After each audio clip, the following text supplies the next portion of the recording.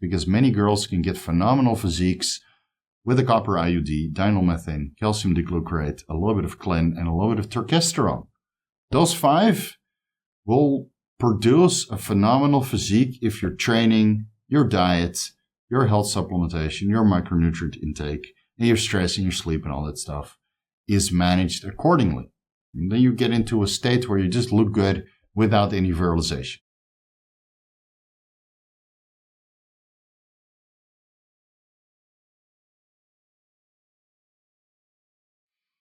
Vigorous Steve here. Let's discuss non-virilizing performance-enhancing drugs, which I feel are safe, or at least reasonably safe, for women. Let's discuss fat burners first, which are beneficial during a contest prep or cutting phase. Some of the compounds which are classified as a fat burner might yield some anabolic benefits and might have a place during the off-season as well, so I'll mention that where applicable. Keep in mind, this is just an overview of what I feel is reasonably safe for women to use, especially the fat burners, which you can expose yourself to for longer periods of time because they're inherently non-virilizing and safe for women to use for prolonged periods. But I would highly advise you to always do your own research. Just because I said they're safe doesn't mean there's a couple of prerequisites and things you need to consider before you incorporate them into your own performance-enhancing drug protocol, because the time restrictions on YouTube, I can't simply disclose everything that you need to know. So please, ladies, please do additional research before you decide to incorporate any of these compounds that we'll discuss from this point onwards.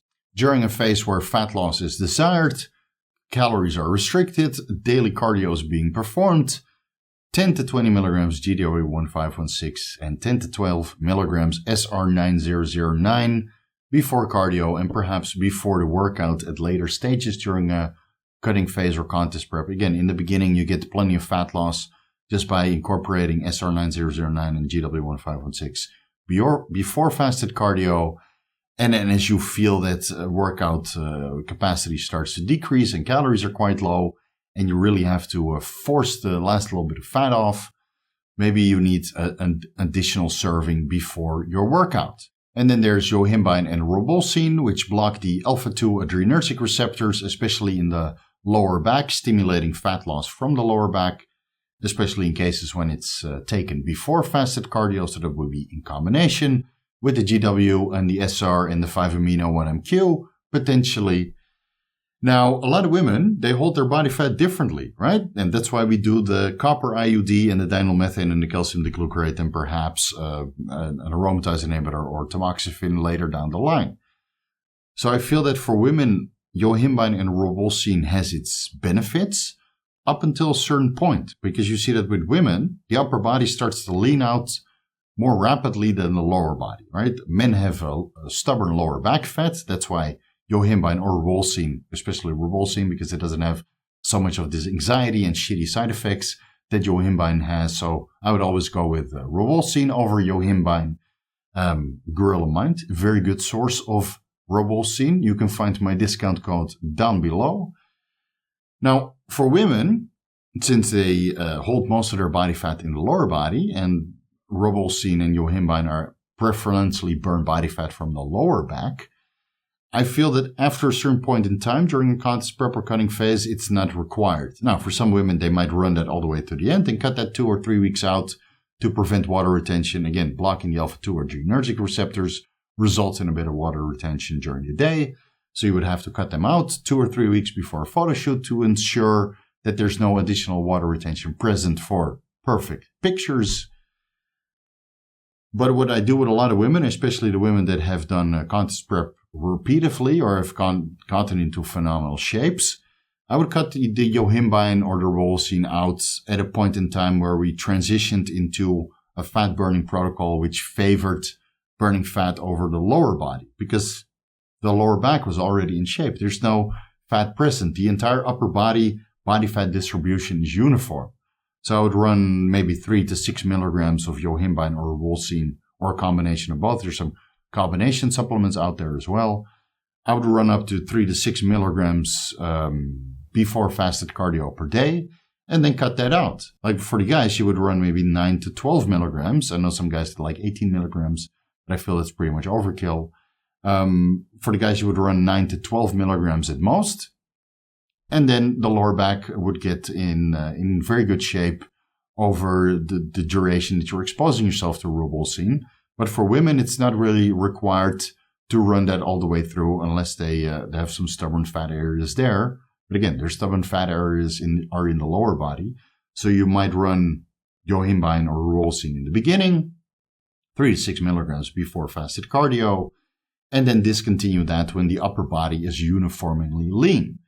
Now, there might still be a benefit for Rauwolscine as a pre-workout because blocking the alpha-2 adrenergic receptors at a low dose of 3 milligrams Rauwolscine 1 hour before the workout will not result in any fat loss, but it will increase contractile capacity and improve workout performance, strangely enough, in combination with agmatine, which stimulates the alpha-2 adrenergic receptors. So now you got Rauwolscine or Yohimbine blocking the alpha-2 receptors, and agmatine sulfate stimulating the alpha-2 receptors, which is very counterintuitive. I know it doesn't make sense, but from my practical experience, 3 milligrams of Rauwolscine or Yohimbine, that's the maximum dose, and let's say 500, maybe 750 milligrams of agmatine sulfate together, even though it's highly counterintuitive, workout performance, contractile capacity goes up quite significantly during the workout, especially during later stages of a contest prep or cutting phase where calories are significantly restricted and you need a little bit of a boost during the workout.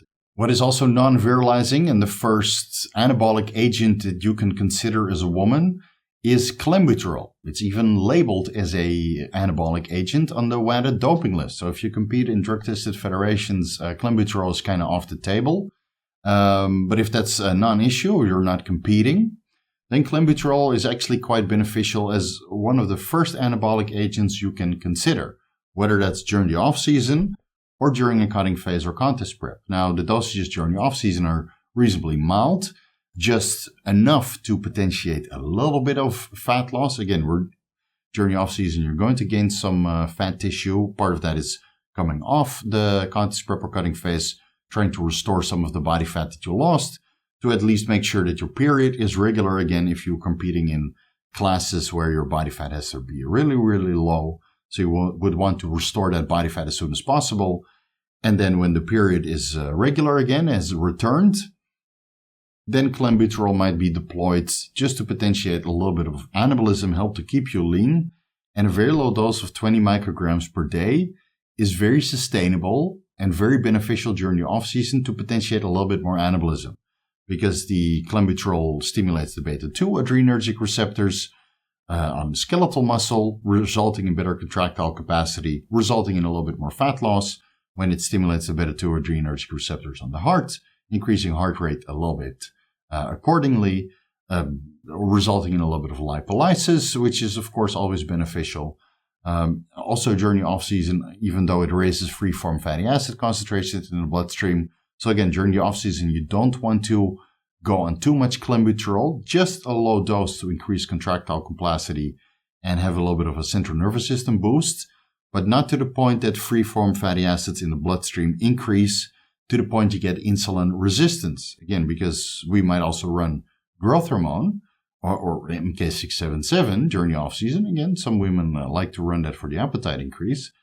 But the more free-form fatty acids you have in the bloodstream, the more of insulin resistance you induce, because now you're inhibiting insulin receptor substrate, which now doesn't respond well to insulin anymore because you have so much free-form fatty acids in the bloodstream. So, right, all these things you have to consider, considering that caloric intake is significantly higher during the off-season.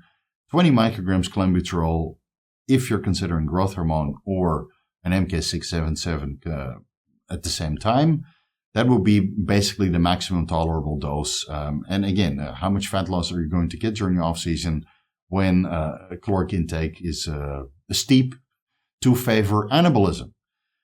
During a cutting phase or contest prep, again, the dosages of Clenbuterol might be a little bit higher to elicit more fat loss in a caloric deficit. So that what I do with, or they used to do with my female clients, is recommend, I still do that with my male clients, 20 micrograms Clenbuterol in between meal. That is slowly built up over time. So you might start with 20 micrograms of Clenbuterol in the beginning. We go by fat loss, how much of fat loss that induces. It might be substantial for 2 weeks. It might be substantial for 3 weeks, right? It's a case-by-case basis, but at one point, fat loss will stall. Now, there's adjustments you can make. You can adjust caloric expenditure through increasing the cardio, or increasing the posing practice, or increasing the workout capacity, right? Which at some point might lead to overtraining. So you have to find a little bit of a balance there.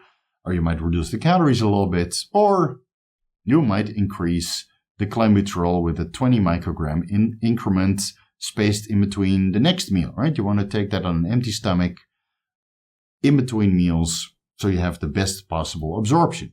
So you might use 20 micrograms Clenbuterol for 1 or 2 weeks, 3 weeks, and then you increase that to 2 times 20 micrograms Clenbuterol for another 1, 2, 3 weeks, however long it takes for you to feel that fat loss is stalling, and then 40 micrograms and then 80 micrograms.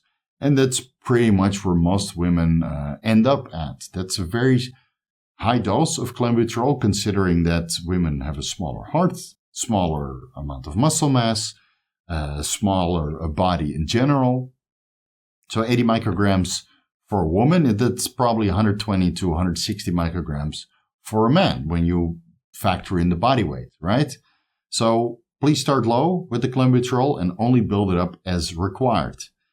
Now, what I've seen with some of my female clients is that they run Clenbuterol for a couple months on end. So that's 20 micrograms during the off season for maybe 2 or 3, 4 months. Then they take a little bit of a cool-off period, a little bit of a break, a cruising period, sort to say, where they're off everything. And then they reintroduce the Clenbuterol when fat loss starts to stall as calories come down, right? You don't have to throw in the Clenbuterol from the beginning. You can deploy GW1516 or SR9009 or 5-amino-1-MQ potentially, or Yohimbine, right? And then when you feel fat loss needs a little bit of boost, okay, you can consider 20 micrograms of Clenbuterol. And then when that stalls again, 40, and then 60, and then 80 in total. Not in a single serving, spaced out over the day, because you don't want your heart rate to the moon and back. And then at a later stage of a contest prep or cutting phase, when energy really tanks, again, that's for women that get until 8% body fat or maybe even lower for a particular class, or simply because they want to see how far they can push themselves. Usually around this time, the Nolvadex and aromatase inhibitor is already deployed.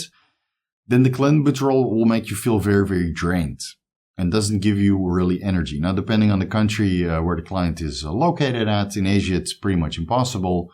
But in the Western world, it's still doable. And that's to switch from the Clenbuterol to the Ephedrine, right? In Asia, it basically gives you a lifetime jail sentence because they use Ephedrine apparently for street drugs. So here it's not available.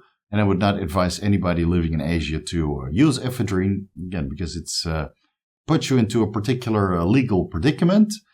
But for the people that live in the Western world, for the women that, and the same applies for men, by the way, when you get so depleted, so tired, and that the Clenbuterol and perhaps ketotifen to keep the beta-2 adrenergic receptors going, right, during a prolonged cutting phase, especially towards the end, at very low body fat percentages, maybe it's better to switch from Clenbuterol to Ephedrine, right? And that might be a dose of 12.5 milligrams once per day, twice per day, maybe even 3 times per day. Again, a dose sufficient to keep you going. It's not really a fat loss aid, but it's more of a pick-me-up. And again, that would put it in the category of an amphetamine and not necessarily a fat loss agent. And please, please, please don't combine Ephedrine with Yohimbine or Rauwolscine because they have overlapping pharmacology and it will result in next level anxiety, and that's valid for the men and the women. Now, hopefully you get into a position of a very low body fat percentage where you're no longer using Rauwolscine or Yohimbine because the upper body is uniformly lean and it's the Rauwolscine or Yohimbine is simply not required. And then as you go further along on the Clenbuterol, and you get to a point of very low body fat percentages, let's say below 8%, energy levels start to decline, then you might deploy the Ephedrine and discontinue the Clenbuterol just to keep you going and provide a little bit more energy. Now, what I also like for women, also non-virilizing, is 7-keto DHEA. And even though it looks like a steroid molecule, it's a deoxygenated version of DHEA that doesn't convert back into DHEA. So the 7-keto DHEA is a metabolite of DHEA, doesn't convert back. I would consider 7-keto DHEA before you decide to use DHEA, which we'll discuss a little bit later. Because 7-keto DHEA in a caloric deficit shows that metabolism keeps going. And it's a little bit difficult to pinpoint that on a blood work panel. So as you incorporate the 7-keto DHEA, you might not see any changes on the thyroid stimulating hormone, the free or total T3 and T4 concentrations. But from what I see with female clients is that 100 to 200 milligrams of 7-keto DHEA during the entire duration of a contest prep or cutting phase is beneficial to keep the fat loss and the metabolism going at a steady rate. Now, we'll still need to deploy Clenbuterol or other fat burners at one point or another. But what I noticed with some female clients that couldn't get 7-keto in the beginning and then added in later is that the caloric reductions required over the extended period of time while they're dieting for a contest or for a photo shoot is less. So you see less caloric reductions during a period that you're using 7-keto DHEA. So instead of starting with 2,000 calories, for example, and ending up at 1,100 calories, which is not unheard of during a contest prep, by incorporating 7-keto DHEA, you might end up at 1,300 or even 1,500 calories at the end for a comparable body fat level. So I feel that the overall caloric requirement to sustain anabolism while simultaneously promoting fat loss is a higher baseline compared to not incorporating 7-keto DHEA. And that would be a dose of 100 to 200 milligrams per day. Now, there is some data out there that 7-keto DHEA is also able to lower cortisol levels. I've never really noticed that on my wife's blood work or my client's blood work, that cortisol directly declines. Again, we might put other practices in place to bring cortisol concentrations to favorable ranges during cutting phase or contest prep. So I didn't really see a direct effect on cortisol levels, even though there's some evidence to support it. I don't see any downregulation of the hypothalamic pituitary ovarian axis. LH and FSH concentrations remain comparable to before introducing 7-keto DHEA, but it does detect as testosterone. So keep that in mind. If you do a testosterone concentration test before incorporating 7-keto DHEA and then a month later you check your testosterone again, you'll see if you check your LH and FSH and estradiol concentrations before and after, FSH, LH, estradiol, and sexual binding globulin are all the same, but testosterone concentrations will be higher, at least on conventional chemiluminescent microparticle immunoassays. The 7-keto DHEA might detect as testosterone, even though the additional testosterone comparing the before and during 7-keto is non-virilizing. Again, it's a false positive for testosterone, even though it's actually 7-keto DHEA. And if you want an accurate reading before incorporating 7-keto DHEA and during a cycle containing 7-keto DHEA, I would recommend liquid chromatography tandem mass spectrometry instead, which is a lot more accurate regarding your hormone markers. And I would do then the testosterone, the estrogen, and perhaps DHEA sulfate as well, just to make sure that whatever is on your blood work is the actual hormone that you're trying to test, and not a false positive that you would otherwise get with conventional testing methods. So if that happens, don't be alarmed. The additional testosterone is most likely 7-keto DHEA, which is non-virilizing unless you're running 7-keto DHEA with actual DHEA, which converts into testosterone. And again, it gets a little bit more complicated because some of that additional testosterone on a conventional test might be a false positive for 7-keto DHEA, or some of that might be converted from DHEA into testosterone itself, being actual testosterone, right? Keep that all into consideration, ladies, please.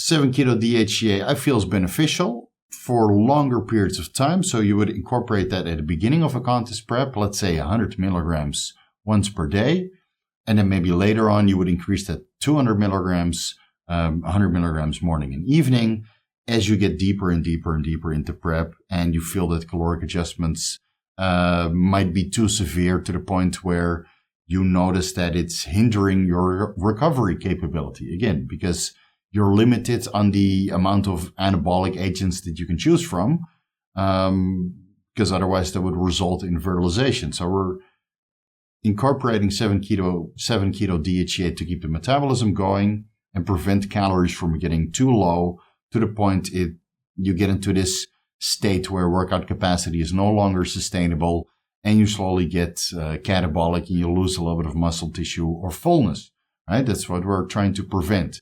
And there's only so much anti-catabolic effect you can get from normal levels of estradiol, normal levels of progesterone, and some of the other fat burners that we deploy, like the GW1516, SR9009, or whatever else, the Clenbuterol, right? They can only have so much anabolic or anti-catabolic effects if you're pulling your calories down further and further and further to get into the state of physical perfection, right? By having your body fat levels very, very low. And then last on the list of fat burners is growth hormone, which is also anabolic if it's combined with other anabolic agents like a Clenbuterol or Turkesterone or DHEA or an Anavar. I don't feel that growth hormone is anabolic by itself. It might be able to induce a little bit of muscle fullness, making you think that you have more muscle than was otherwise present before the growth hormone. But honestly, if you want real anabolism, growth hormone works great in synergy with true anabolic agents like Clenbuterol, DHEA, which converts into testosterone, or Turkesterone, or Anavar, which we'll discuss later in this video. So in combination with those compounds, it results in a little bit of hyperplasia, but it's mostly there for fat loss, right? On top of the other lipolytic agents that we discussed previously. And I would feel that a low dose of 1 to 2 units is more than sufficient. Let's say 1 unit during the off-season and perhaps 2 units of growth hormone during a cutting phase or contest prep.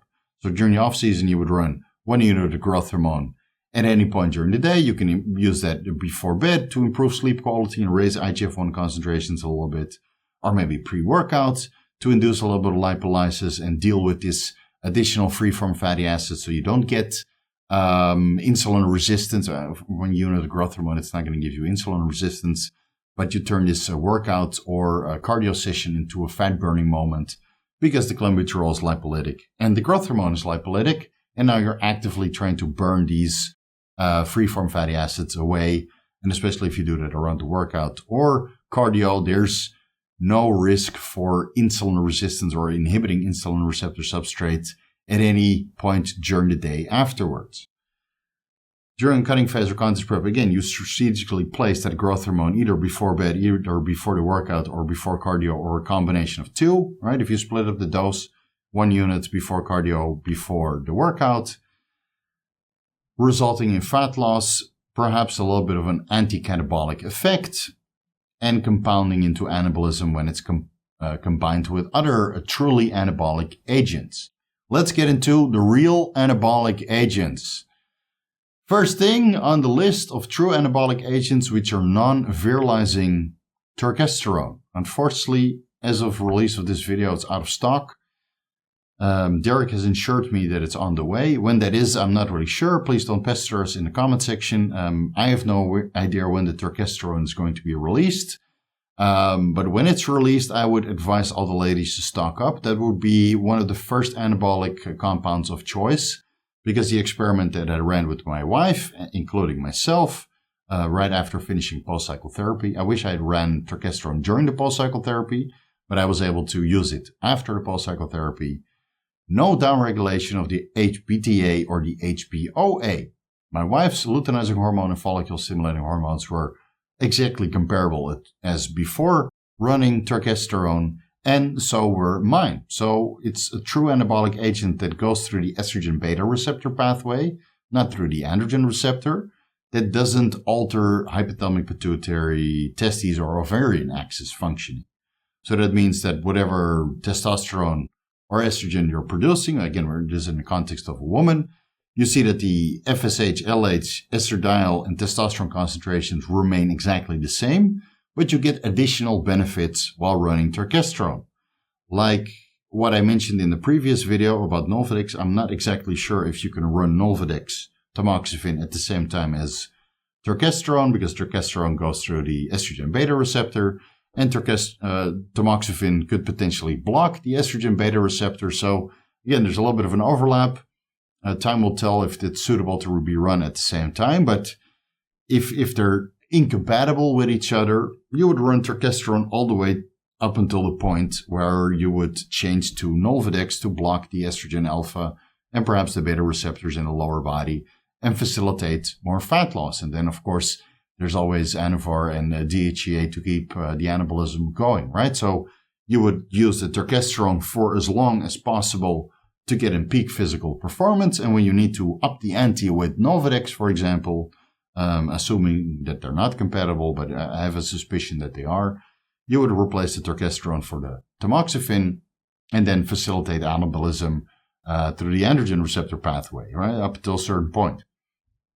Turkesterone, what I feel safe, is 200 milligrams per day, which actually, when you look at the turkesterone complex that Derek formulated, that's 2 tablets. Each tablet contains 500 milligrams of the turkesterone complex, resulting in 50 milligrams of actual turkesterone per tablet. So it's a 10% extract, basically.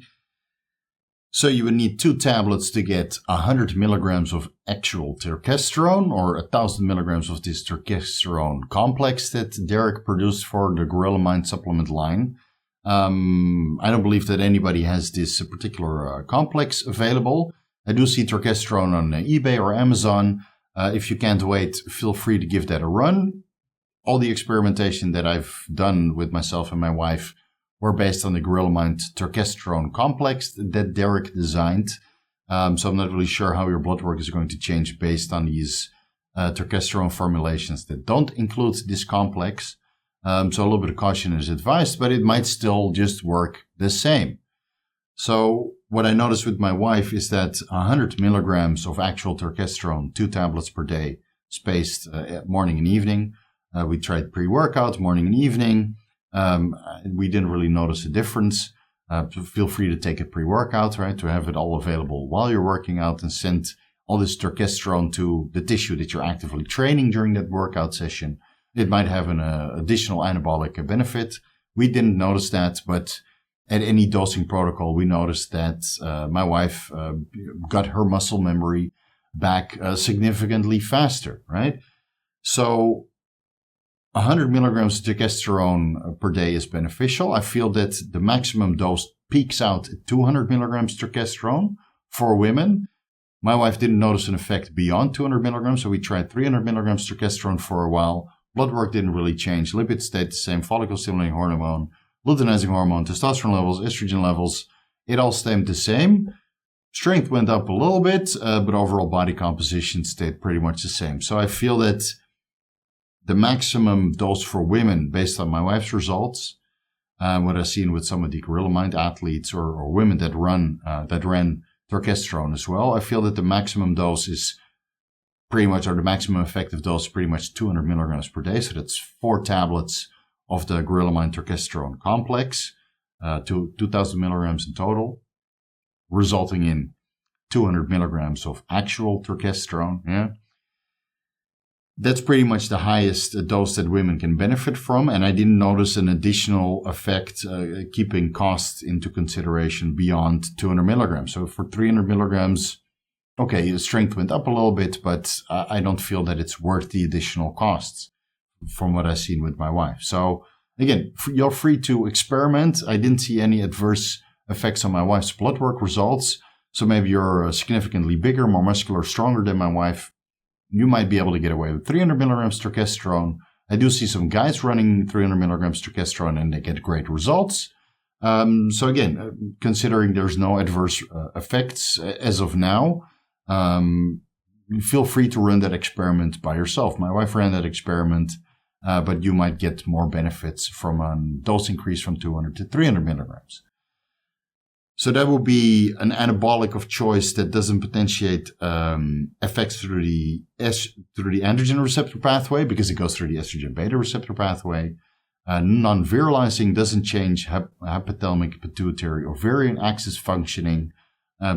Doesn't really have any adverse effects on blood work. it's something that I feel is safe to run from prolonged periods of time. Another compound which I feel is reasonably safe, especially for women, is DHEA, like I mentioned previously. Now, as you get older and neurosteroid concentrations start to decline and ovarian function starts to change, right, as you're creeping up to menopause, where testosterone levels generally proportionally higher than estrogen, right, or estrogen levels decline and testosterone levels decline as well, and neurosteroid levels decline. In those cases, let's say you're over 40, I feel that DHEA supplementation is in place. Or you notice that during a contest prep or cutting phase, is that neurosteroid, estrogen, and testosterone concentrations go down as well, because you're in this chronic caloric restrictive state. Right? Some women need to diet for 6 months to really get into peak physical shape. And then 25 milligrams of DHEA once per day is usually sufficient to raise testosterone, raise estrogen, and DHEA sulfate concentrations in the bloodstream to middle top of the reference range levels, right? And you can start there with 12.5 milligrams DHEA twice per day, morning and evening, with the other supplements that you're taking morning and evening. And then maybe increase from there based on your blood work results, right? Give 12.5 milligrams DHEA twice per day a try for 4 weeks and see where your estrogen, testosterone, and DHEA sulfate concentrations went up to. You don't want to get into a situation where LH and FSH concentrations goes down, because then the DHEA turns into a birth control tablet, basically. So start low, get with a dose that you feel comfortable, where your testosterone is nice at the middle of the reference range, but it doesn't have a negative effect on your luteinizing hormone or follicle-stimulating hormone concentrations. And if you notice that your LH and FSH levels goes down because your testosterone and estrogen levels go up too much, and dinomethane and calcium diglucarate is not potent enough to keep the estrogen balance favorable, then the dose is too high. That dose might be 50 milligrams DHEA per day. That might even be 100 milligrams DHEA per day. And if you're running, again, 7 keto on top of this, keep the testosterone concentrations or the elevation in testosterone in mind, because the 7 keto DHEA might detect as testosterone on a conventional testing method. All right, so you incrementally build up your DHEA dose if required.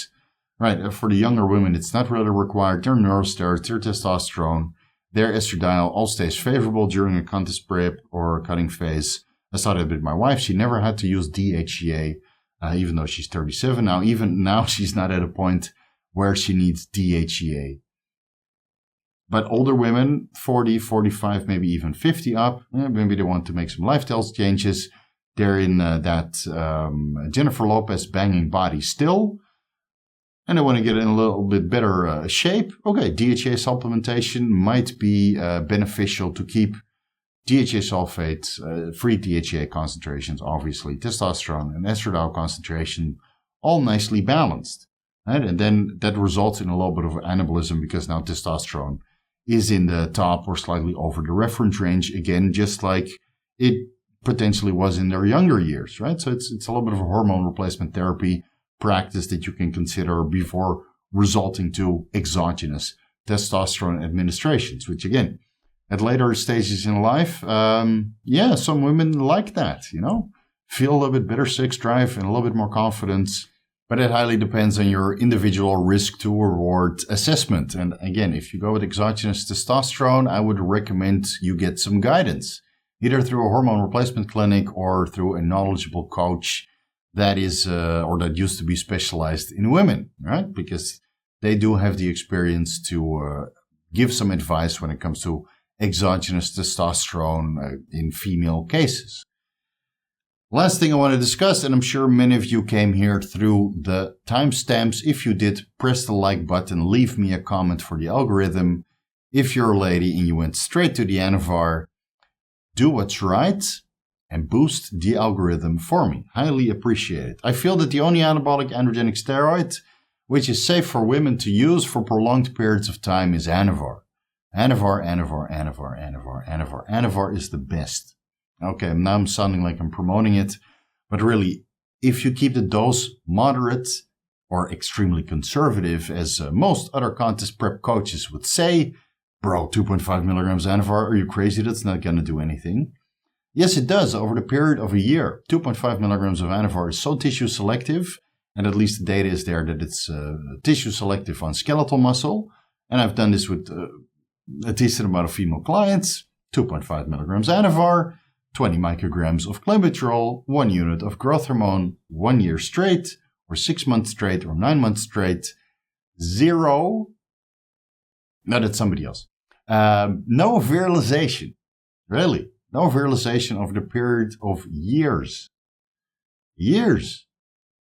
Does the anabolism take time? Yes, of course. You still need progressive overload to stimulate hypertrophy.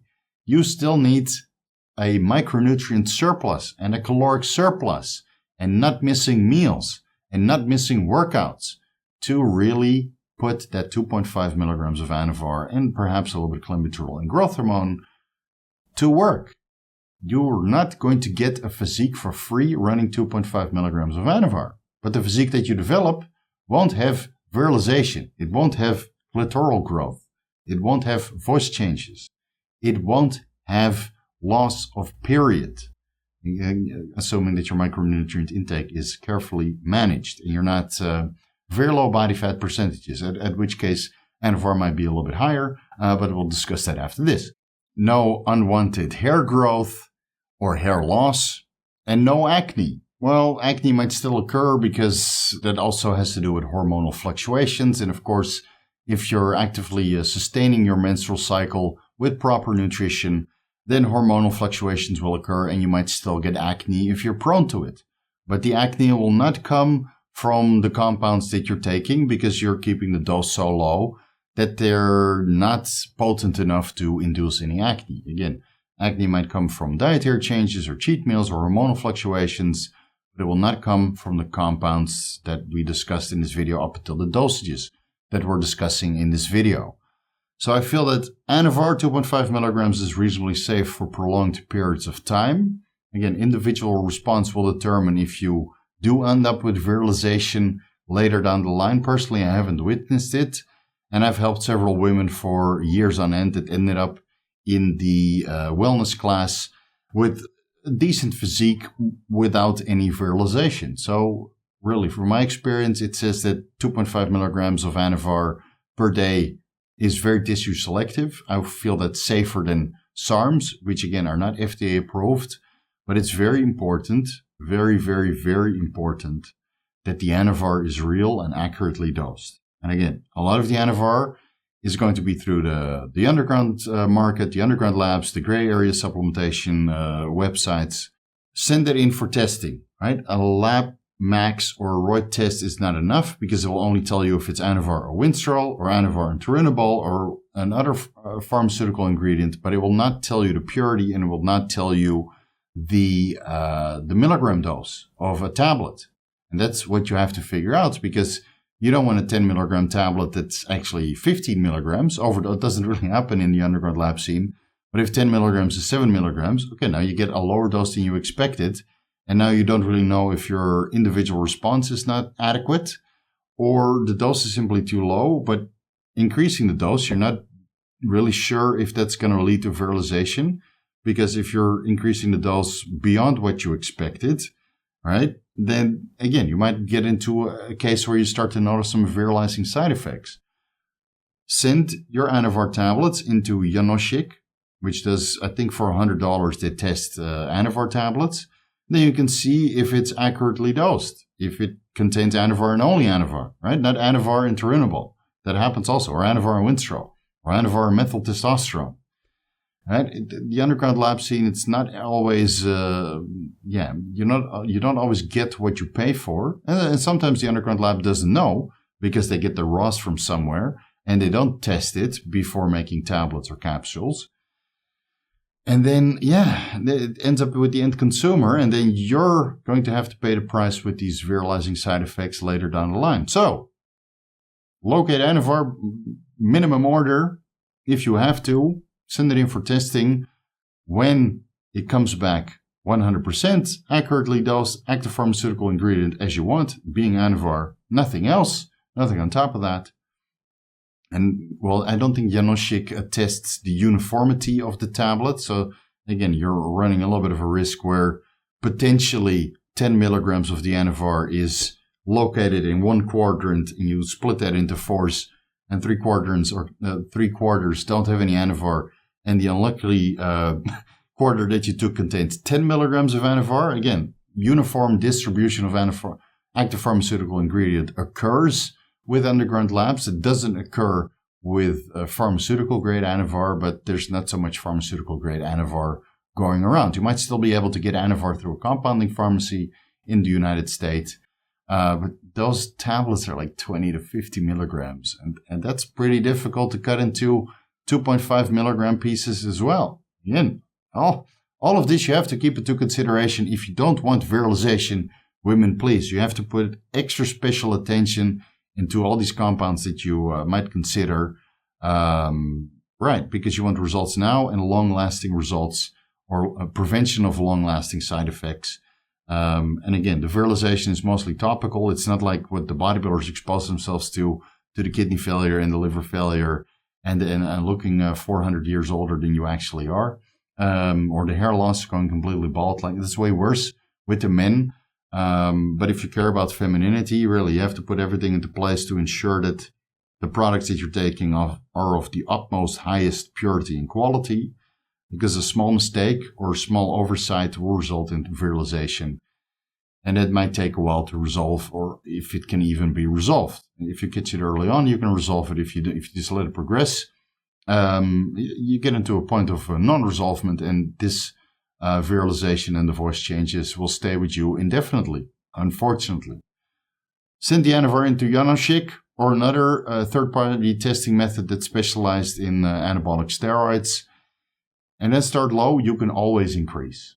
You can always increase if needed. If the caloric deficit is so severe and the other anabolic compounds or fat burners that we mentioned previously are no longer sufficient enough to provide anabolism or have an anti-catabolic effect, then and only then can you increase 2.5 milligrams to 5 milligrams Anavar. And that's already exploring all the fat burners, right? And the turkesterone, and the growth hormone, and the Clenbuterol, and the DHEA perhaps, or the 7-keto DHEA.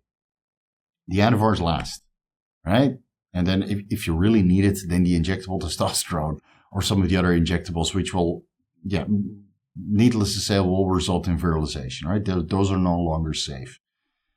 But if you maximize your results in 2.5 milligrams of Anavar and all the other vectors that we discussed in this video, there will come a point in time where you're no longer anabolic enough or get into an anti-catabolic state where you need to increase the Anavar. And maybe that's at a point where you're 12% body fat or 15% body fat, and you only need to expose yourself to 8 weeks of 5 milligrams of Anavar before you reach your goals during this cutting phase or contest prep. So you would be able to run 2.5 milligrams of Anavar for the majority of the duration, with maybe breaks in between, just to give your body a break from all the performance-enhancing drugs, just like men need to take a break from performance-enhancing drugs.